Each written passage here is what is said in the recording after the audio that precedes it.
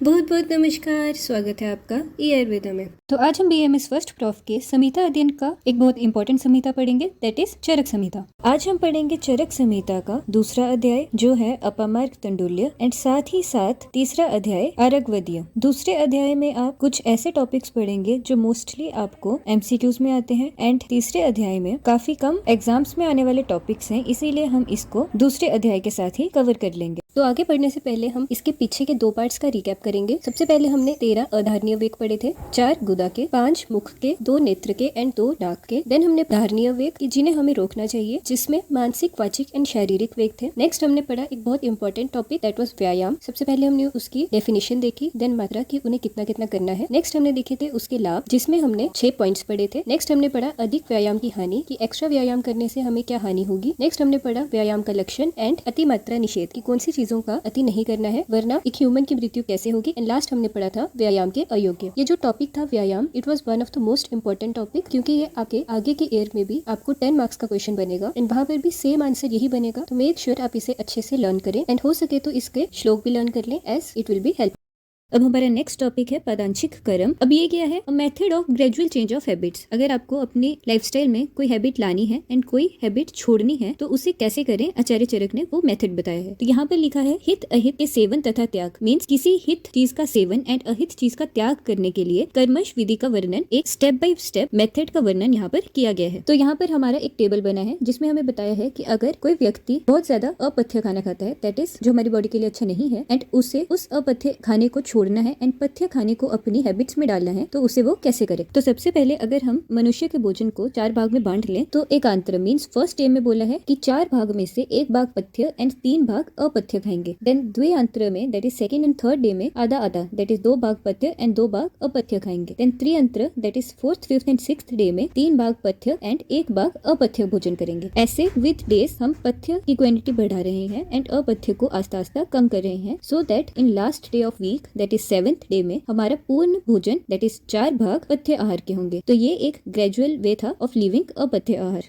अब नेक्स्ट है पदांशिक कर्म के लाभ। अगर हम इस वे में चीज को छोड़ेंगे एंड अपनी हैबिट्स में डालेंगे तो इससे लाभ क्या होगा। तो इसके लाभ के श्लोक में जो मैंने नीचे लिखा है, कुछ 2 वर्ड्स हैं जो बहुत सिमिलर हैं एंड जिसमें बस अ और उ का डिफरेंस है, इसीलिए मैंने उसे रेड कलर में लिखा है। फर्स्ट है क्रमेण अपचिता, मीन्स क्रम से किसी चीज को दूर करना। अपचिता का मतलब होता है दूर करना। तो आगे लिखा है क्रम से दूर दोष। अब हम क्रम से दूर क्या कर रहे हैं, दोषों को, जो हमारी बॉडी के लिए अच्छे नहीं है दोष, उनको हम दूर करेंगे तो वो अपुनर्भाव होंगे, मीन्स उनका भाव फिर से हमारी बॉडी में नहीं आएगा, वो पूरे चले जाएंगे। एंड सेकंड वर्ड है क्रमेण उपचिता। अब यहाँ पर आ रहा है उपचिता। उपचिता का मतलब होता है किसी चीज को लेना, अपने अंदर धारण करना। तो वो हम क्या कर रहे हैं, कर्म से लाए गुण, जो हम गुण अपनी बॉडी में अच्छे गुण ले रहे हैं वो अप्रकंप्य हो जाते हैं, मीन्स हमारी बॉडी से कभी नहीं जाते, स्थिर हो जाते हैं। तो इसमें अपचिता है दोष एंड उपचिता है गुण। तो इसे आप ऐसे लर्न कर लीजिए कि गुण में उ आता है तो इसीलिए उपचिता, एंड दोष में उ नहीं आता इसीलिए अपचिता। तो अब हम इसका श्लोक देखेंगे। क्रमेण अपचिता दोषाः, कि क्रम से छोड़े गए दोष। क्रमेण उपचिता गुणाः, कि क्रम से लिए गए गुण। संतो संतो यान्त्य अपुनर्भाव। तो यहाँ पर अपुनर्भाव है दोष के लिए, कि वो फिर से नहीं आते। एंड आगे है अप्रकंप्या, कि वो हमारी बॉडी से नहीं जाते, क्या नहीं जाते, गुण नहीं जाते। भवन्ति च। चरक संहिता सूत्र स्थान 7/38। तो ऐसे हो गया हमारा लाभ का श्लोक। इसमें आपको मोस्ट इंपॉर्टेंटली 2 वर्ड्स याद रखने हैं। क्रमेण अपचिता इज फॉर दोष एंड क्रमेण उपचिता इज फॉर गुण।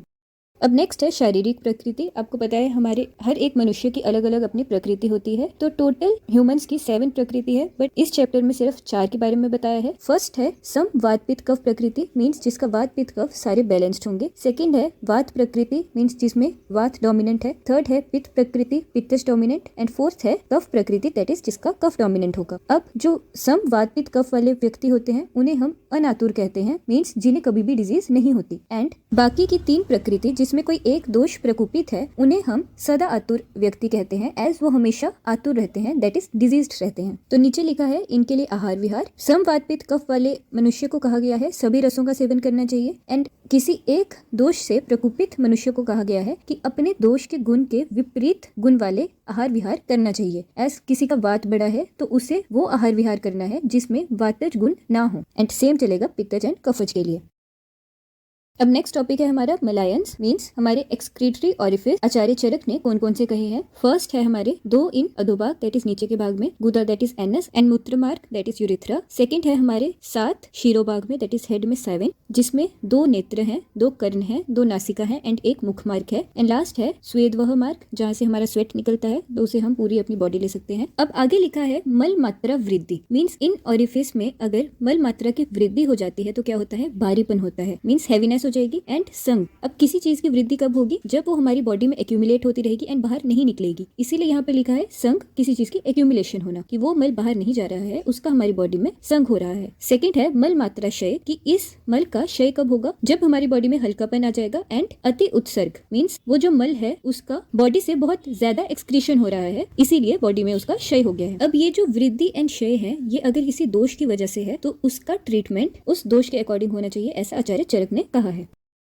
नेक्स्ट टॉपिक है दोषों का निर्हरण काल मींस अगर हमारी बॉडी में कोई दोष बढ़ गया है तो उस दोष को बाहर निकालने का कौन सा उचित काल है, दैट इज कौन से उचित मास है, प्लस उसे किस कर्म से बाहर निकाला है। फर्स्ट है वात, जिसके लिए है बस्ती कर्म एंड मास है श्रावण मास। सेकंड है पित्त, जिसके लिए है विरेचन कर्म एंड मास है अगहन मास। नेक्स्ट कफ है वमन कर्म एंड चैत्र मास। अब अगर आपने तस्य अशीते चैप्टर पढ़ा होगा तो आपको याद होगा ये सारे मास जो हमने लिखे हैं, इन्हीं मास दैट इज मंथ्स में इन दोषों की वृद्धि होती है। तो इससे हमें ये पता चलता है कि किसी भी दोष का निर्हरण हम उसके प्रकोपित काल में करते हैं, जब वो मैक्सिमम अपनी क्वांटिटी में हो। अब हम इन्हें लर्न कैसे करें। सबसे पहले वात पित्त कफ, तो आपको पता ही है, इसे एक ऑर्डर में लिखना है। एंड इसके कर्म आप ऐसे याद रखें, कफ होता है हमारी चेस्ट में, तो वो हम अपने मन से निकालेंगे तो वमन। पित्त होता है डाइजेशन के लिए, तो वो नीचे से होगा, इसलिए विरेचन। एंड देन नेक्स्ट इसके मास के लिए हमारी ट्रिक है शाच। आपको पता होगा शाच होती है जिसे हम पीते हैं। श से श्रावण, आ से अगहन एंड च से चैत्र।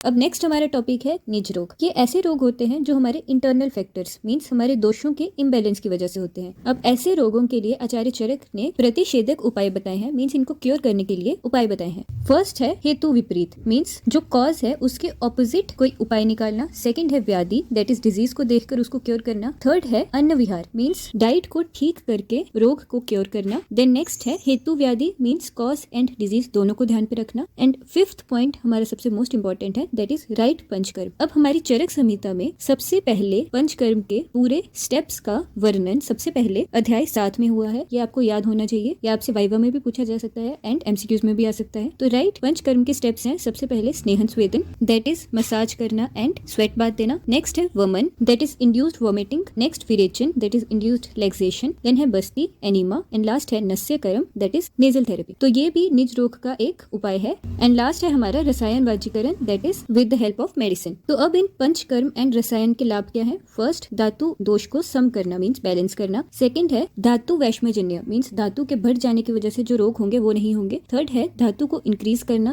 कि कोई अगर डिक्रीज धातु है तो उन्हें इंक्रीज करना। एंड लास्ट है डिक्रीज एजिंग मींस एजिंग को स्लो करना। तो यहाँ पर हमने एक बहुत इंपॉर्टेंट चीज पढ़ी, पंचकर्म का right order as Panchakarma Ayurveda का एक बहुत इंपॉर्टेंट पार्ट है। तो जनरली भी अगर आपसे कोई पूछे तो आपको एटलीस्ट पंचकर्म में पता होना चाहिए कि क्या क्या हो रहा है, तो इसे अच्छे से याद रखें।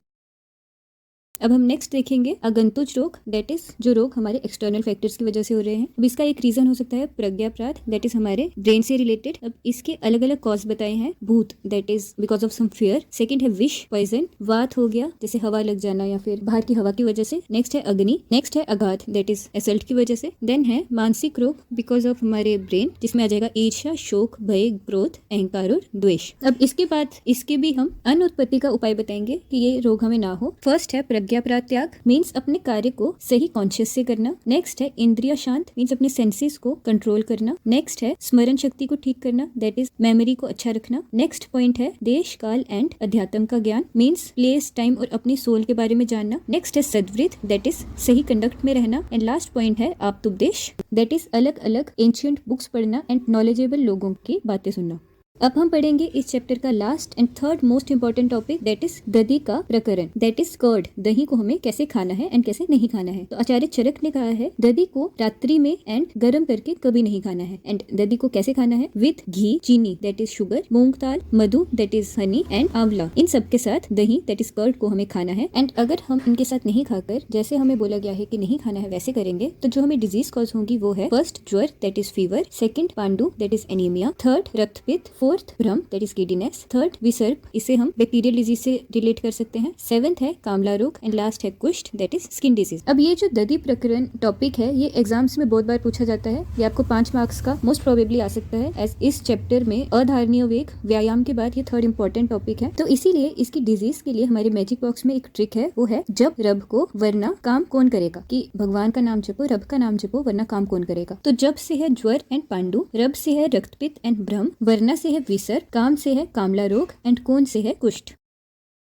अब हम जल्दी से इस पूरे वीडियो लेक्चर का रिकैप करेंगे। सबसे पहले हमने देखा पदांशिक क्रम, इसमें हमने देखा कि कैसे ग्रेजुअली हम किसी हैबिट को चेंज करें। इसके बाद हमने इसके लाभ देखे, जिसपे हमने 2 वर्ड्स पढ़े थे जो बहुत इंपॉर्टेंट थे, दैट वाज क्रमेण अपचिता, मीन्स क्रम से किसी चीज को दूर करना, और वो था दोष को दूर करना जिससे वो अपुनर्भाव होंगे, मीन्स फिर से नहीं आएंगे। एंड क्रमेण उपचिता मीन्स क्रम से किसी चीज को लाना, दैट इज ऑफ गुण, जिससे वो अप्रकंप्य बन जाएंगे, स्थिर बन जाएंगे। नेक्स्ट हमने पढ़ा शारीरिक प्रकृति, ऐसे मनुष्य की 7 प्रकृतियां होती हैं, बट यहाँ पर सिर्फ 4 लिखी गई हैं, जिसमें है सम प्रकृति एंड किसी एक दोष के बढ़ी हुई प्रकृति। नेक्स्ट हमने देखे मलायंस, जिसमें 2 अधोभाग के हैं, 7 शिरोभाग के हैं एंड एक है स्वेद वहमार। मल की वृद्धि कब होती है, जब भारीपन होता है, एंड संघ मीन्स मल हमारी बॉडी में एक्यूमुलेट होता है, एंड उसका क्षय जब होता है, जब हमारी बॉडी में हल्कापन आता है, एंड जो हमारा मल है उसका अति उत्सर्ग होता है, मीन्स वो एक्स्ट्रा हमारी बॉडी से निकलता है। नेक्स्ट हमने पढ़ा दोषों का निरहन काल, कि कौन से दोष को किस काल ऋतु में निकालना है। वात पित्त कफ हमारे दोष हैं, इनके अब कर्म थे वात का बस्ती, पित्त का विरेचन एंड कफ का वमन। एंड इसकी ऋतु को लर्न करने के लिए हमारी ट्रिक थी शाच, दैट इज श्रावण, आगहन एंड चित्र। के बाद हमने पढ़े निज रोग, जो इंटरनल फैक्टर से होते हैं, इनके हमने उपाय देखे थे। एंड इसमें हमने एक बहुत इंपॉर्टेंट चीज पढ़ी थी, दैट वाज पंचकर्मा का क्रम। उसके बाद हमने देखे आगंतुक रोग, ऐसे रोग जो एक्सटर्नल फैक्टर से होते हैं, हमने इसके रीजन देखे, प्रज्ञापराध, एंड इनके हमने उपाय भी पढ़े। इसके बाद हमने last and the most important topic देखा था दधी का प्रकरण, जिसमें हमने देखा कि दही को किसके साथ नहीं खाना है एंड कैसे खाना है। नेक्स्ट हमने देखे डिजीज जो कॉज होते हैं अगर हम गलत तरह से दही खाएंगे उससे, उसके लिए हमने एक ट्रिक पढ़ी थी, जब रब वरना काम कौन करेगा। ज्वर, पांडु रोग, रक्तपित्त, भ्रम, विसर्प, कामला रोग एंड कुष्ठ।